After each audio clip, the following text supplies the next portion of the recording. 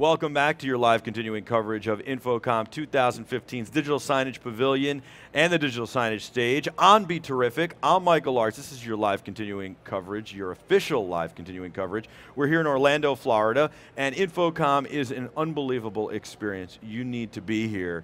Thank you so much for joining us. You're the Terrifics, and you make BeTerrific special. Now, I want to tell you about the Extender. The Extender is a great company that makes all sorts of great mounts for camera equipment when you need to do your next content and production for content for your digital signage. You're going to want to look at the Extender, but beyond that, the Extender can be used to mount all of your hardware for digital signage, especially your smaller displays, so you're going to want to check them out. They're really good friction mounts, they're almost indestructible, and they are terrific, hard to duplicate, and they replace those silly Israeli arms that break all the time. So you got to check it out, theextender.com with one E, theextender.com with one E in there. All right, guys, I've got a very special guest up now. His name is Matthew. He's from KanexPro. Thank you so much for joining us. Oh, thank you, Michael. Tell me about what you guys do. So KanexPro is a AV connectivity solution provider. So we provide anything from converters to switchers to scalers to large-scale matrix switchers. Our involvement in digital signage is really to connect the source, the content, if you will, to the display, what the consumer or the end user is going to see. So whether it's over HD-based or over IP, we have the right solutions to fit the resolution, the distance requirements, and whatever the requirements for the project are. You know, this is something that gets overlooked a lot, I think. It's almost like we had Chief on yesterday to talk about the hanging of these big monitors and the mounting. And it's something, again, it falls into the background, it gets overlooked. Even behind the scenes products, right? Yeah, and so, but it's really important to digital signage. It's extremely important, and yeah, Chief, I'm glad you brought that up. I mean, it is, they're bent metal, right? It's like nobody thinks of that as sexy. You look at displays, everybody awestruck, right? You know, you go by Christie and all the other display products, and it's the first thing you see when you come into a show like InfoComm. And then when you really get to the nuts and bolts, it's like, well, how am I going to distribute that signal? How am I going to transmit what I need to and do it in a reliable and repeatable fashion? That's the thing about digital signage, is that you're doing the same thing a lot of times over and over and over again. You know, I spend 70% of my life traveling, and I spend a lot of time in airports. And what's interesting is that digital signage, obviously in airports, is huge, not just for arrivals and departures, but for advertising, for information. And I also think about things just like information. We spend a lot of time just looking at our phones, we're thriving for information. And digital signage is another means to provide that. And for what we do, it's the ability to reliably and repeatably produce that information from whoever wants to provide the source to the display.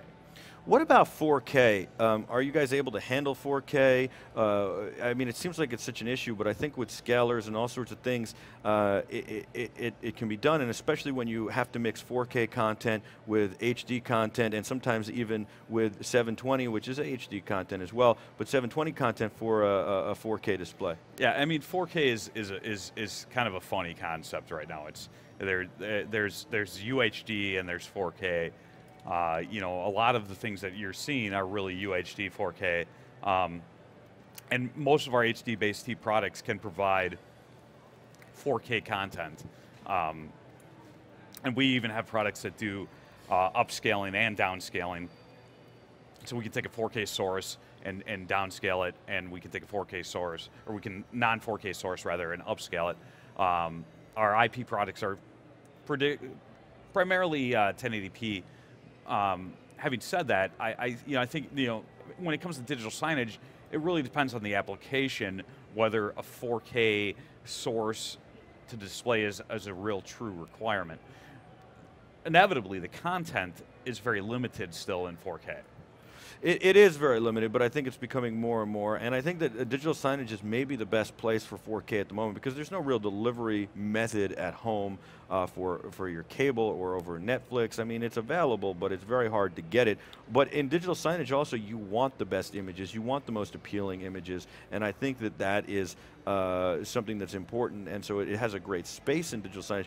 And I wonder if, I guess in digital signage and kind of for consumers as well, it's going to be more UHD 4K, the 3860 by 2160 or the 38, whatever the numbers are, versus the higher 4K that the movies are going to be, which are true 4K.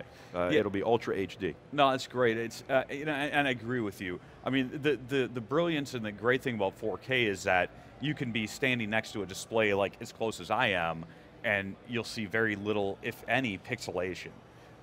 You know, it's funny. We were at a sports bar here in Orlando last night, and you know, we were sitting literally within 6 feet of the display, and it was like, it was awful. You know, and you realize like, hey, if that was 4K, that would be awesome. Yeah. But it wasn't. Well, and it's funny. I think that that's what's changing the most too. Is that, you know, in years past, you have to be a certain distance from the display. Now you can be right up on it. So I think that that's really great. So where's the future for you guys in digital signage? Like, what are the next lineages of products you guys are going to have in the pipeline, and where do you see it going?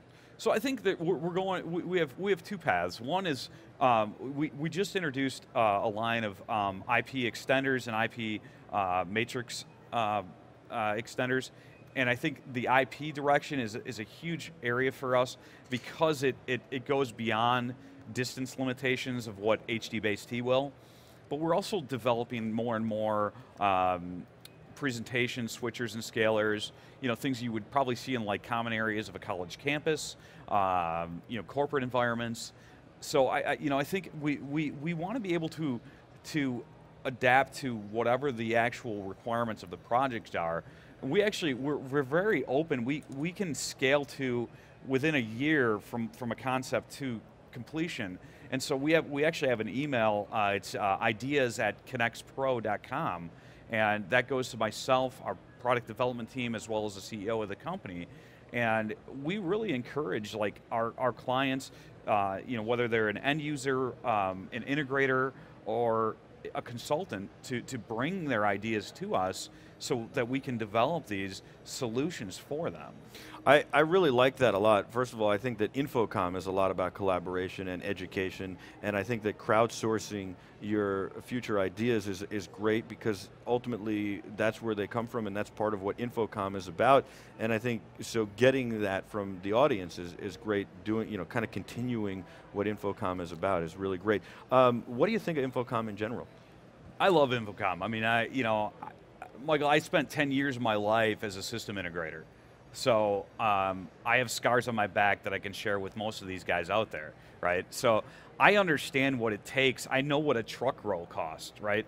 And so I know what the value of, you know, having customer service and support and all these things. And I think InfoComm is a great, you know, platform for manufacturers to be able to exhibit and display things. I think I wish more manufacturers out there would bring on people like myself that have that experience, that know what it takes to actually deploy and install these solutions. Fortunately for me, because that's a big part of the game. It's a huge thing, right? Yeah. It's like, you know, I always tell it to my support people. It's like, you could be talking to the owner of the company or a guy on a ladder. You just don't know. And it's important to understand the dichotomy of the customers you're dealing with. And, you know, and even end users, more and more college campuses are actually doing a lot of deployments themselves, right? And so you have to almost think of them as integrators in and of themselves. Well, and I was going to say, can you talk about how important the integrator is? A lot of people want to do it themselves, but they really are important, right? The integrator is the most important entity to what we do as a manufacturer, because, you know, essentially, whether they're taking a bid spec from a consultant or they're designing the system themselves, they need to know that what they're putting out there is reliable, right? Because again, when I say it, like, especially when you talk about like an IP extender, it's a very inexpensive piece of the puzzle. But if you have to go roll a truck to replace that, you just lost your entire profit on the job. Absolutely. And to me, you know, the value in what we bring is that we have a very, very reliable product. More of our service calls are more based on educational things. That's one of the things we're bringing in is more training sessions to get people to understand, okay, this is what you need to do to deploy this product. And workflow. I think that's all very important, and I think that that's great. And obviously, reliability is the most important in this space because this is on 24 hours a day, 7 days a week, 365 days a year. CJ in our Slack chat wanted to know how many inputs can you have in the HD-based T-Matrix switchers that you guys make? We can go up to a 64 by 64 modular. Wow. Yeah, so it's like if you want a small refrigerator to plug things into and out of, you can do that. Very, very cool. Yeah. KanexPro, that's Matthew. Thank you for joining us. Thank you, I really Michael. appreciate you giving us a few minutes. It's like the Jimmy Kimmel of AV, man. Thank you. I appreciate that. Thank you. And later on, we'll have some of the security guards come on as guests, too. Awesome. We'll be back right after this with a whole lot more from your live continuing coverage of InfoComm 2015's Digital Signage Pavilion on the digital signage stage here at the Orange County Convention Center in Orlando, Florida, right near the theme parks. This is the real theme park where the magic happens. You're the Terrifics. Thanks so much for joining us. We'll be back with a whole lot more right after this. Don't go anywhere.